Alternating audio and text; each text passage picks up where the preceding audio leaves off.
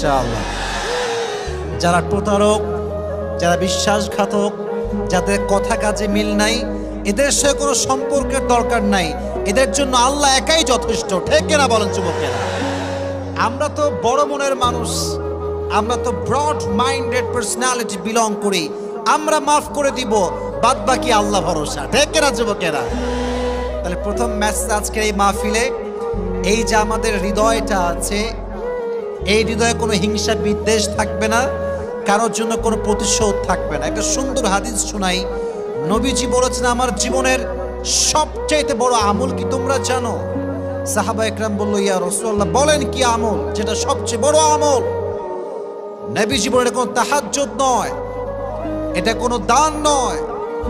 in ইসতাতা'তা আন তুসবিহা ওয়া তুমসিয়া ওয়া লাইসা ফি কলবিকা গাশশুন লিআহাদিন ফাফআল যালিক ওয়া যালিকা মিন